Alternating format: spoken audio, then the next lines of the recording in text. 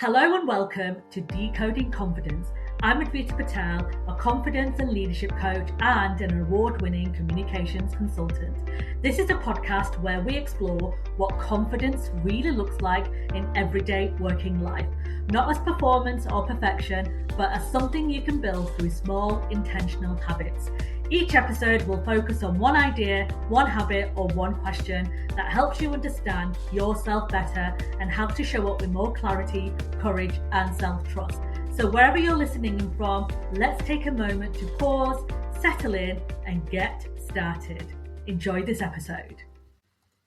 Hello and welcome to the very first episode of Decoding Confidence. Thank you so much for joining me today. I've been wanting to launch my very own podcast for such a long time, and I'm so pleased that I finally have done it. But I have to admit, I did put some additional pressure on myself with it being the new year, and I'd managed to convince myself that everything had to be perfect before I launched anything. But thankfully, I gave myself a real good talking to. Because I get it, if you're feeling this pressure of a new year, new you rhetoric that's doing the rounds this time of the year, you're not alone.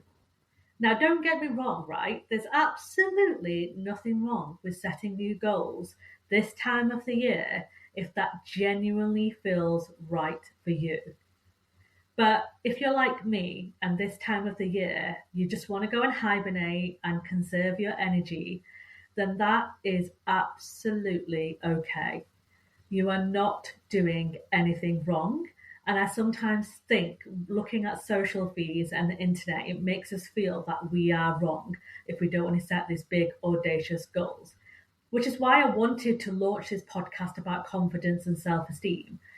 Because becoming more confident and doing things your way shouldn't be about overhauling your entire life. It's all about understanding yourself better and building confidence in a way that actually fits your real life.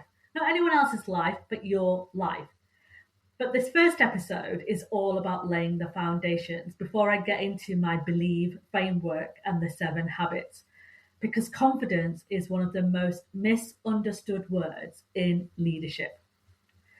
Now, for me, for a long time, I thought being confident was being the person who had all the answers, who never looked nervous in rooms, and who could command meetings without breaking a sweat. And I used to watch all these impressive leaders in my career had this kind of energy about them that nobody really questioned. And I was just in such admiration for how they showed up for themselves. And I genuinely thought you had to be this extroverted, outspoken character to kind of be confident and to show up as your genuine self. And I realized through my research and through my own work that that actually isn't the case. There is nothing wrong with being extroverted and outgoing and being who you are, but you shouldn't have to make things up to succeed, and you shouldn't have to be someone that you're not to show up for yourself. Because most of the confident leaders that I have worked with and continue to work with still experience doubt. And that's important to note. They still experience doubt. But the biggest difference is that they don't beat themselves up over it. They've actually learned how to trust themselves enough to keep going. They are acutely aware of their strengths, of their challenges, of the opportunities that need to come their way. They don't claim to be perfect. They don't claim to know all the answers.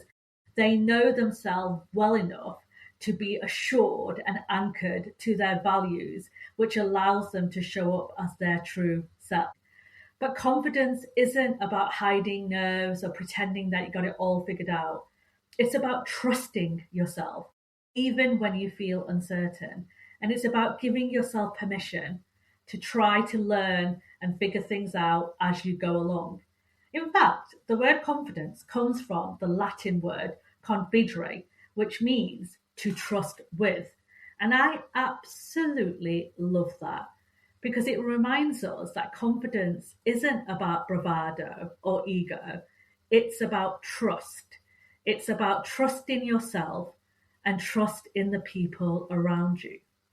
Now, when I was doing my research for my book, Decoding Confidence, The 7 Habits of Confident Leaders, one of the biggest outputs from the survey I launched, where 507 people completed, one of the biggest outcomes and outputs from that was that people said that micromanaging, it knocked their confidence massively when they were micromanaged. And micromanaging often comes from a place of mistrust or distrust. So when you're micromanaging somebody, or you kind of got this helicopter thing going on over them, you're displaying through your behaviors that you don't trust that person. And there may be valid reason for that. 100% not saying that there may not be. But it's really important to note that confidence isn't about shouting the loudest or, taking up all the energy in a room. It is about trust, and it's about trusting yourself to allow other people to do what they said they were going to do, and trusting others to deliver on their promise as well. There's a psychologist called Albert Bandura, who I've read a lot of his stuff when I was writing the book. And he described confidence as believing you can succeed in any specific situation, even when it's difficult. And that's exactly what I see in the leaders that I work with. They don't feel fearless, they feel that they know that they're capable of working things out. And I'm not going to go into it in this episode, but I am not the biggest fan of make it until you fake it. And I'm going to explain why in later episodes. But it isn't about, faking it. And it isn't about having this weird sense of bravado to get things, getting through things. There is evidence and science to show that you've got to take action to build confidence, and that is something that I believe in. There's also research and evidence that shows that fear is part of growth, and that's absolutely okay as well. But pretending to know something, and pretending that you're great at something and doing it anyway isn't how confidence is built. And I'm going to break that down in future episodes. But I would be interested to hear your views on this, actually. So please do let me know in the comment section, wherever you're hearing this podcast, on what your thoughts are on this make it until you fake it. I've had split opinions in my conversations I've held with different people over time. So let me know what you think about the make it until you fake it analogy that's been thrown around for a few years now. You also need to remember that confidence isn't a fixed trait. You can be confident in one part of your life and unsure in another. That's just natural human behavior. So you may be great at mentoring, but you may freeze up in a meeting when a senior leader asks you to share something. You don't feel as confident presenting, but you're great on a one-to-one. That's just human, right? That's human nature, and everybody will have different confidence levels depending on what's going on in them. Confidence, I want to also say, is also shaped by the culture that you are in. It is really important to know that. In some cultures, confidence is speaking quickly and directly and getting to the point. In other cultures, it looks like you are listening carefully or active listening, you're choosing your moment, or you're influencing quietly behind the scenes. There isn't one right way to be confident. And we sometimes have this Eurocentric, Western-centric mindset about what confidence is and how it shows up and what it looks like. And I talk more about this in terms of cultural intelligence and how that shows up in the different cultures that we are part of. And I'm going to explore this a bit further in a future episode as well. And if you're not aware of cultural intelligence and you've never heard of that phrase before, I'm going to leave a link in the show notes about cultural intelligence and what it means. I'm going to have a whole episode dedicated to it as well. So look out for that in the future. The reason I speak about cultural intelligence is because I often coach people who say, I want to be like X, Y, Z, or I want to be like ABC. And what I will often say is that when you're trying to mimic someone else's style, it can often leave you quite disconnected from yourself and your values. And that's when your integrity can be put in question. And that's why sometimes, when you made a decision about something and it wasn't quite how you would have made that decision, but you've seen other people nod along. Sometimes we call it groupthink or confirmation bias. You have that uncomfortable, weird feeling in your stomach. that often means it's because your values are put in question and it's knocked your integrity a bit. And like I said to you just before, confidence shows up differently for different people, but we're often led to believe that there's one style or behavior that demonstrates confidence. And I want you to be very clear about what confidence means to you. So I'm going to do some definitions for you in a second as well to define the different words we use around confidence. But I want to say that this is why this podcast is here. I wanted to create this podcast to help you define what professional confidence means on your terms. Now, the phrases I mentioned before and the definitions I'm going to tell you about now, I want you to understand the differences between them all. So we talk about confidence as the overarching thing, right? So a lot of people go, I'm lacking confidence in this and I'm not very confident in that and I wish I was more confident here. Confidence overall is that belief that you can do something. So when you go and get some training or when you go and do a course or when you have work experience, you're confident that you're able to deliver that because you've had training or support around that. And often with confidence, it is a lack of experience that makes you feel that you can't do something. And that can be easily fixed through various, like I said, work shadowing training, going off and doing a course. Self-esteem, on the other hand, is your worthiness, your self-worth. And self-esteem is, I am worth it. I can do this. I am worth everything that comes my way. I am worth it. Now, the challenge with self-esteem is that it doesn't matter how many times people tell you that you're incredible at X, Y, and Z. If you don't believe in yourself, you're not going to believe them. And that's the issue with self-esteem. They can have very high confidence in the work that you're doing, you're delivering, but your self-esteem could be quite low. And an example I share with you, and I've shared this example a few times in various podcasts and books that I've contributed to. Think of a celebrity that you know, right? So celebrities can stand on stage and sing in front of thousands and thousands of people or act in front of millions of people. Yet sometimes you'll read articles about them in the papers where they are dealing with alcohol abuse or drug abuse, or they've overdosed or something like that. That often demonstrates that their self-esteem isn't where it needs to be. So they're confident in their abilities, but they're not confident in their worthiness. Their self-worth and self-value is quite low. And then we come to the third definition, which is about courage. Now, my future best friend, Brené Brown, talks about courage a lot. And if you haven't read any of her books, then I highly recommend you read them. And I'm going to share a couple in the show notes for you as well. So, and follow Brené Brown as well, because I do admire her for the work that she's done in the space of vulnerability. So courage is the willingness to act even when fear is present. So unlike the make it until you fake it analogy that goes on out there, I am a strong believer that you will feel the fear, right? You will feel scared when you're doing something new. And it's your ability to pursue it even though you're feeling scared. It's not about faking it, but it's acknowledging the fear within you. And that's what courage is. Courage is willingness to act even when fear is present. So you'll hear those three main phrases quite a lot during my podcast, or if you decide to buy my book. I talk about courage, confidence, and self-esteem quite a lot.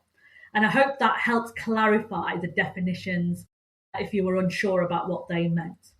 They all work well together, but they're not the same. And I wanted to share this because it's important you recognize and understand where you are struggling with the most. Is it confidence as the kind of ability side? Is it your self-worth, your self-esteem? Or is it the courage, like the fear is stopping you progressing? And it's really important that you know, because when you know what it is that's stopping you, you can deal with it. So take that in consideration when you are looking at building out your action plan or taking things forward, because you can still respect yourself deeply, as I said, and still feel unsure in certain situations. Now, this matters because, as I said, a lot of people will often say to me that they lack confidence. And what they really mean at that point is that they're struggling with trusting themselves. And this now takes me quite nicely into imposter syndrome. Oh, I could have an entire episode on this, and I may do an episode on imposter syndrome. Let's just see what happens. And I know it kind of causes a lot of people to feel a bit aggravated when I talk about imposter syndrome. And I have to admit, truly kind of like I used to talk about imposter syndrome quite a lot. It was a big topic of conversation for me for a long time.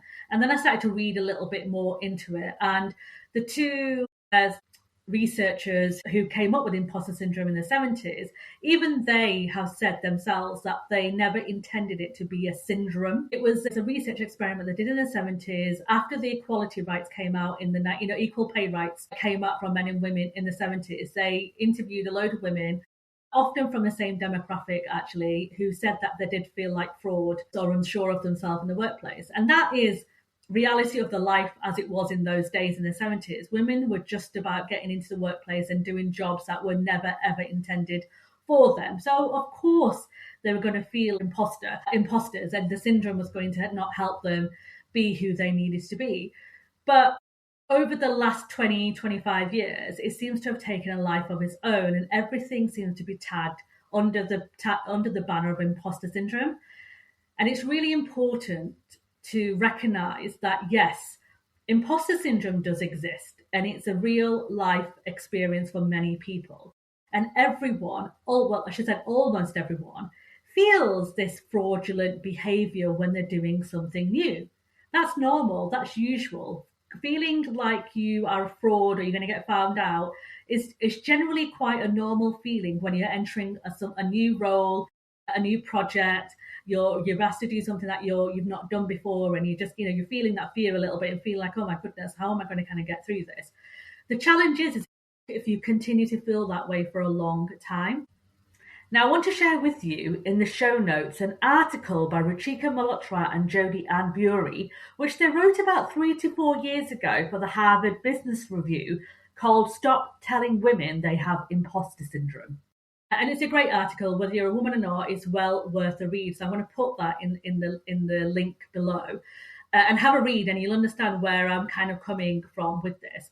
Now, like I said, I'm not saying that it isn't a real experience. It is definitely a real experience, but we have to be careful in how we use it, and especially how we use it if you're underrepresented or marginalized person. It's important that you don't take it as a personal flaw, because in my opinion, when you're feeling that sense of imposter for a longer time, it often means that you're in an environment that wasn't built for you to succeed. And that's a big thing. And I know it can make people feel a bit uncomfortable, but it's worth remembering that. And I may do an episode on imposter syndrome if you're curious about it and you want to explore it more. Let me know in the comments again if you want me to do this. I'm more than happy to do an entire episode on imposter syndrome. Now, it's also important to acknowledge that confidence doesn't only live in your head. I speak and have spoken about how I waited for validation and permission before I allowed myself to do anything. And it really was detrimental to my growth and my progression. I always waited for the nod of approval. I always waited for someone to say you're ready for your next step. And what I realized in my 18-year career when I worked in corporate, that I never really took a chance on myself. I always waited for somebody to give me that feedback or give me some recognition, or give me, like I said, permission to progress onto my next role. I never really trusted myself. And this is why I'm so passionate about the work I do around confidence today, because if we trusted ourselves more and we stopped waiting for validation and permission from others, then imagine what we could achieve and imagine the potential that we could live up to. And what I've noticed in all the research and the work that I do in this space of confidence in the workplace is that when teams are not safe and there's lots of red flags showing up, people will often hold themselves back. So when mistakes are punished, confidence is really low and self-esteem is really low. And you carry that with you. You carry that with you in your personal life, when you get home, when you're driving home, when you sat on the bus, the heaviness that you feel about yourself because somebody hasn't given you the recognition that you felt you deserved, or somebody hasn't given you the permission to progress or apply for a new role. You carry that with you for such a long time. And my mission is to help as many people as I can and help you specifically to find that trust within yourself so you're not always waiting for permission and validation. Now, don't get me wrong, right? Feedback is important, especially when you are progressing in your role and you're growing and you're learning. It's important, but who you get that feedback from is equally, if not more important, because unsolicited feedback from somebody who doesn't know you or cares for you in the way that they should is not helpful.